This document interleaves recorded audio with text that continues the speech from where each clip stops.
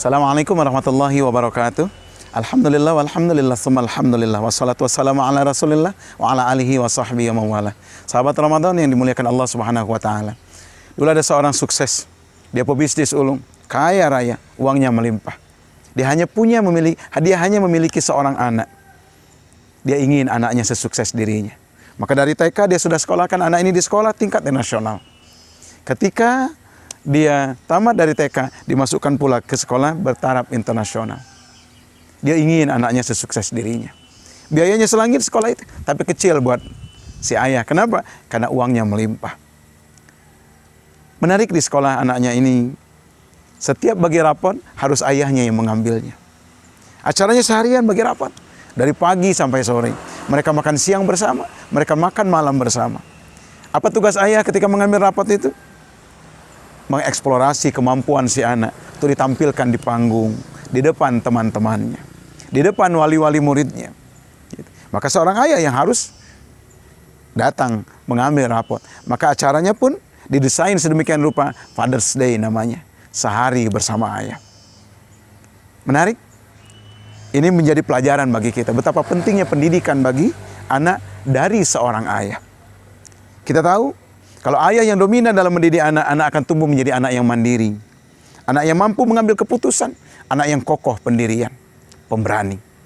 Beda kalau ibunya yang lebih dominan mendidik anaknya. Maka anak tumbuh menjadi jadi anak yang lebay. Gampang menitikkan air mata. Gampang bersedih. Maka ini bisa kelihatan. Saya lama menjadi guru. Saya tahu persis kalau ada anak yang berkelahi. Kalau kita tanya, kenapa engkau berkelahi? Jika dia menjawab sambil tegar, dia memukulku duluan, maka kupukul juga dia. Berarti dominan ayahnya yang mendidiknya. Tapi ada anak yang berkelahi, kalau kita tanya, dia menjawab sambil menangis. Pasti ibunya yang dominan mendidiknya. Maka kelihatan dari situ. Sahabat Ramadan yang dimuliakan Allah. Sayang beribu sayang, sang ayah yang kaya raya ini tidak pernah hadir dalam acara Father's Day itu. Tidak terasa anaknya sudah kelas 4. Anaknya sudah kelas 4. Tapi sang ayah belum pernah hadir. Dia selalu mewakilkan kehadirannya pada orang lain. Satu hari sang ibu berkata, ayah, besok ada acara Father's Day, datanglah. Aku sibuk, kata si ayah. Aku sudah punya janji dengan mitra bisnis, dengan kolega dan lain sebagainya. Sang ibu agak emosi berkata, tidak. Tinggalkan semua janji. Datanglah untuk anak kita. Kesian anak kita. Cuma anak kita yang tidak pernah didampingi oleh ayahnya.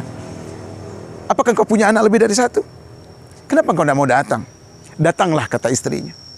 Maka si ayah menganggukkan kepalanya, walaupun ada keraguan di dalamnya. Akhirnya sahabat Ramadan yang dimuliakan Allah. Hari itu sang ayah datang ke sekolah anaknya. Dia tidak bersama ayah, tidak bersama anaknya. Anaknya berangkat diantar sopir, sementara dia datang belakangan. Di mana acara itu? Di aula. Ada mengganjal di hatinya. Dia nggak ikhlas datang ketika itu. Ini bedanya orang ikhlas dengan tidak ikhlas.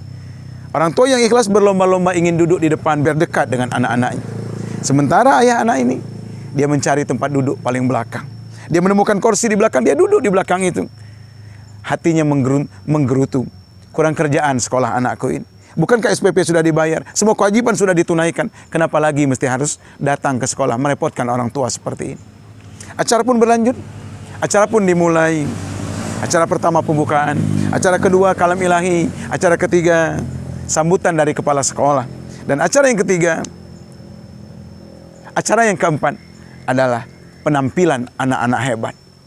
Sang pembawa acara, sang ibu guru begitu semangat. Penampilan anak-anak hebat kita. Kita langsung saja saksikan penampilan pertama. Seorang anak berjalan ke panggung diikuti ayahnya. Mereka berbicara sejenak. Lalu sang anak memegang mikrofon. Dia bernyanyi, bak penyanyi yang sudah bertaraf internasional. Semua bertepuk tangan, semua memberikan aplaus pada si anak. Mereka turun panggung sambil melambaikan tangan, pertanda penampilan sukses, dapat aplaus berkali-kali. Penampilan yang kedua, kata sang pembawa acara, yaitu Ananda Fulana. Berlarilah sang Fulana naik ke panggung diikuti ayahnya. Berbicara sebentar dengan ayahnya, dia pun menarikan sebuah tarian. Aplaus berkali-kali. Penampilan sukses, sang ayah sama si anak turun panggung dengan tersenyum, bangga dapat A+ yang luar biasa. Penampilan ketiga, keempat, kelima, keenam, dan seterusnya. Akhirnya dipanggillah anak konglomerat yang hebat ini. Dia naik, dia melangkah dengan gontai. Tangannya terlipat di dada. Dia membawa mushaf Al-Quran. Sampai di atas, tidak ada yang menyusulnya. Ayahnya tidak peduli. Dia duduk di belakang. Dia tidak ikut naik ke panggung. Anak ini melihat, di mana ayahnya. Dia yakin ayahnya akan datang. Kenapa? Sebelum berangkat tadi, ibunya berkata, "Nak, bikin ayahmu bangga pada hari ini. Karena ayahmu akan hadir." Berkali-kali dia mengucapkan Alhamdulillah, Alhamdulillah. Akhirnya aku akan didampingi oleh ayah hari ini. Bunda, aku akan bikin ayah bangga hari ini. Aku janji akan bikin ayah bangga hari ini. Sayang beribu sayang, dia tidak menemukan ayahnya hari itu. Ada seberkas kecewa yang mendalam dalam hatinya. Sahabat Ramadan, akhirnya dia berkata, "Ibu guru, bolehkah aku panggil Pak Arif untuk naik ke panggung?" Tentu sayang, Pak Arif segera naik ke panggung. Karena Ananda minta didampingi di panggung. Sampainya di atas panggung, apa kata Pak Arif? "Ananda, kau hendak menampilkan apa sayang?" "Aku hendak membaca surah An-Naba. Surahnya sudah kuhafal. Aku sudah menghafal juz 30 Pak Arif. Aku ingin membaca surah An-Naba tanpa melihat mushaf Al-Quran sedikit pun." Pak Arif berkenankan menyimak hafalanku? Tentu sayang, tentu sayang. Diambilnya Quran dari dada anak itu, dibukanya surah An-Naba. "Silahkan Anda, bacalah." Subhanallah, putra konglomerat ini memiliki suara yang luar biasa. Suaranya bak buluh perindu. Dia lantunkan ayat Al-Quran itu sepenuh jiwanya. A'udzu billahi minasyaitonir rajim. Bismillahirrahmanirrahim. Amma yatasaalun 'anin naba'il 'azim alladzi hum fihi mukhtalifun. Terus dan terus dia lantunkan. Semua terasa sunyi senyap. Hanya suara anak ini yang membahana di ruangan itu. Tiba-tiba kata Pak Arif, "Cukup nak, cukup. Bagaimana kalau loncat-loncat?" "Silahkan Pak Arif, ayat berapa yang harus kubaca?" "Oke, ayat ke-13 nak." Dibaca oleh anak itu. "Ayat ke-18 sayang," dibaca tanpa salah. "Ayat ke-24 nak," dibaca tanpa selip. "Ayat ke-27 sayang," dibaca tanpa salah satu huruf pun. "Terakhir nak, ayat yang ke-35. Ananda kita ini melengkapi semua bacaannya tanpa salah satu huruf pun. Pak Arif benar-benar bangga dipeluknya anak ini. "Mumtaz nak, kau benar-benar hafal. Kau benar-benar hafal." Akhirnya kata Pak Arif, "Ananda, kenapa kau hanya ngaji? Kau tidak ingin dapat A+ seperti yang lain?" Anak ini mengusap kedua matanya. Rupanya banjir air mata. Kekecewaannya tidak mampu dia bendung. Dia kecewa tidak didampingi ayahnya hari itu.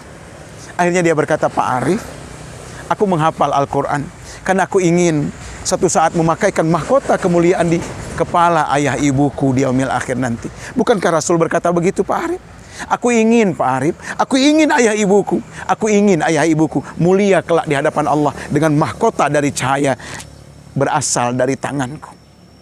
Semua terdiam mendengar ungkapan anak ini. Tiba-tiba terdengar suara orang bertakbir, Allahu Akbar. Seorang ayah berlari ke depan, tergopoh-gopoh dia naik ke atas panggung. Dia bersimpuh di depan anaknya, dipeluknya sambil menangis sejadi-jadinya. "Anakku, maafkan ayah nak. Maafkan ayah. Ayah sudah salah selama ini. Yang ada di benak ayah, keberhasilan adalah harta, harta, dan harta. Keberhasilan adalah uang, uang, dan uang. Hari ini kau membuka mata hati papa. Ternyata ada keberhasilan yang jauh lebih besar dari itu. Ketika Allah selamatkan kita dari murkanya.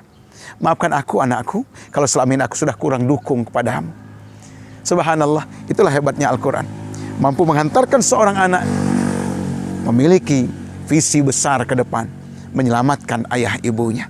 Mudah-mudahan Ramadan sebagai syahrul Quran mampu merubah pola pikir kita menjadi orang yang memiliki visi yang jauh ke depan untuk menyelamatkan diri kita, menyelamatkan ayah bunda kita, masyarakat, bangsa, dan negara kita. Selamat berbuka puasa sahabat Ramadan. Assalamualaikum warahmatullahi wabarakatuh.